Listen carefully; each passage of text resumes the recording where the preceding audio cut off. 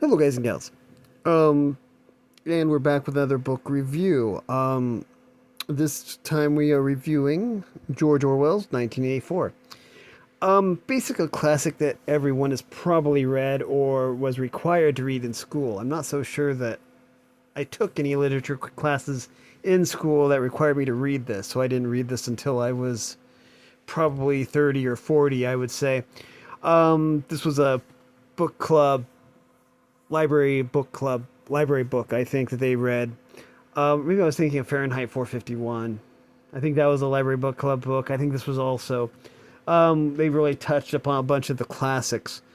I think this book is mandatory reading because it highlights how dangerous power can be. Unlike Fahrenheit 451, this takes it a step further, I would say. Fahrenheit 451 banned books completely.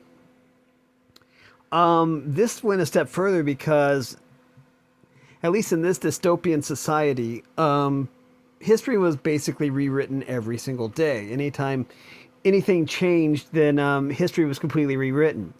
Um, Basically, in so doing that, they subjugated everybody. Um,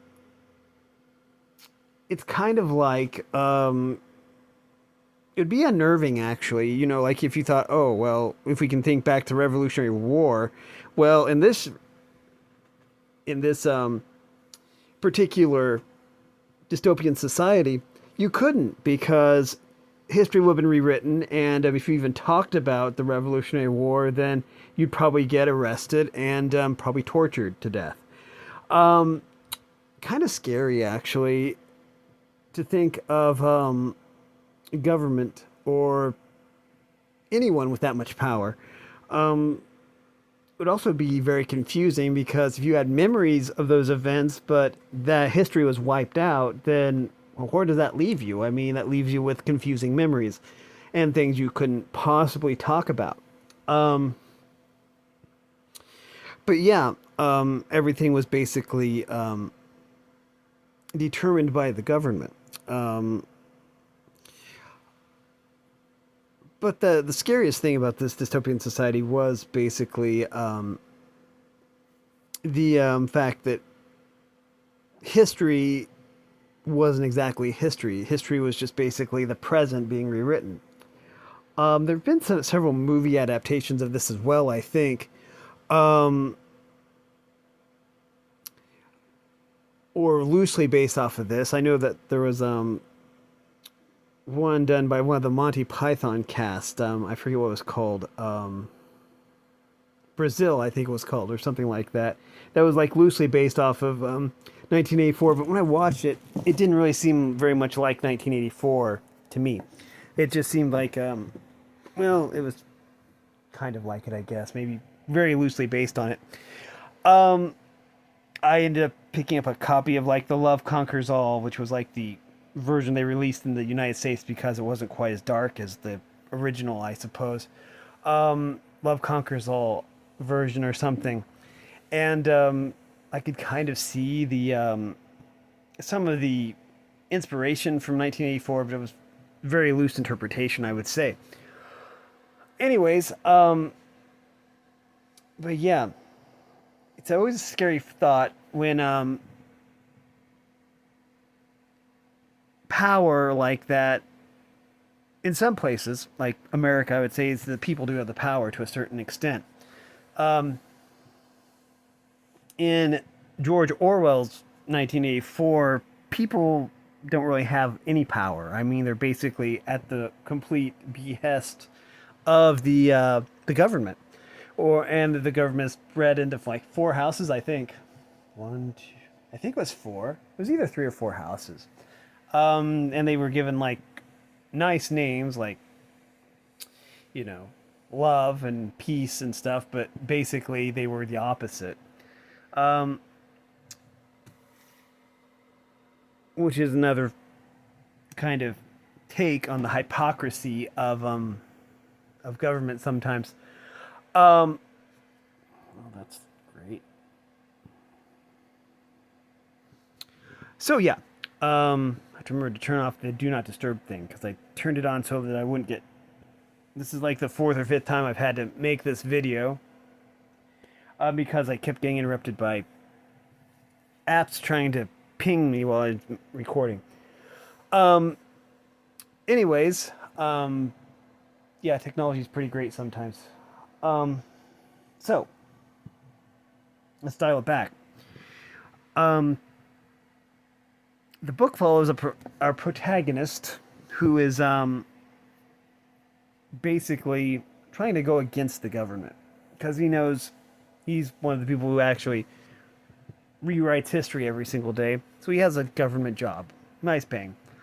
But he also knows that what's happening is wrong. So there's that. Um, it's just really interesting. Um, it's a difficult book to read. I'll give it that because you get attached to characters and then you see bad things happen to them. Um,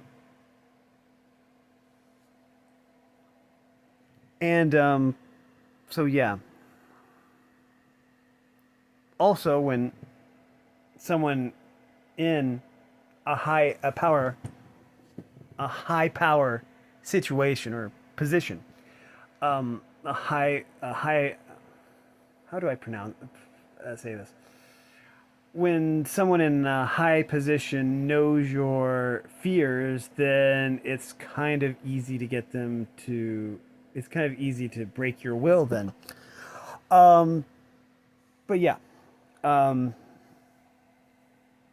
this is a must read. Um,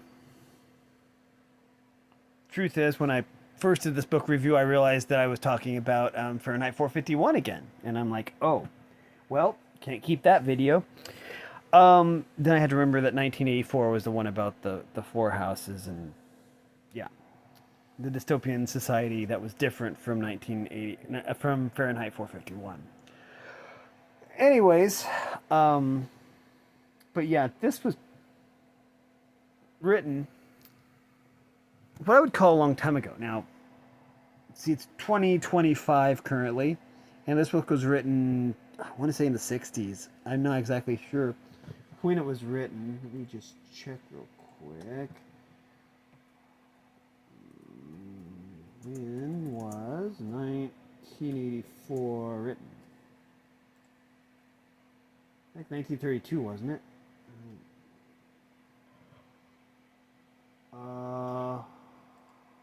Let me see. I'll get it. I'll find it here shortly. Usually AI pops up and says, "Oh, 19 oh, wait, what?"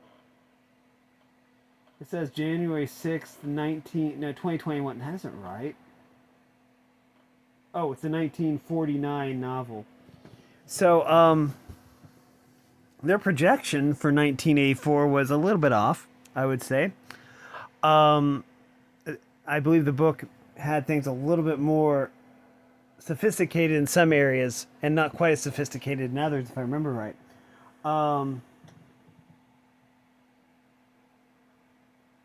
Why it says January 6th, 2021 here, because that's definitely wrong.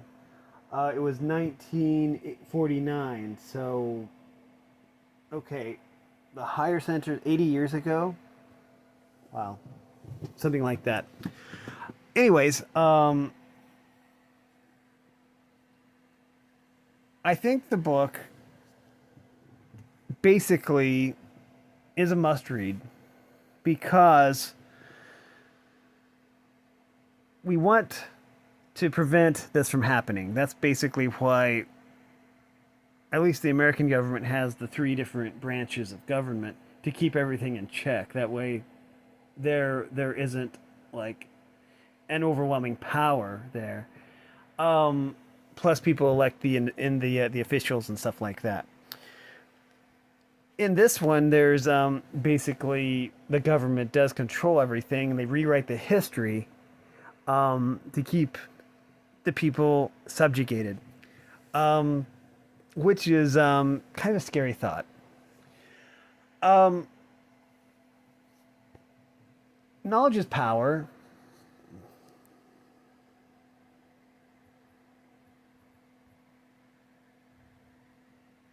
Knowledge is power.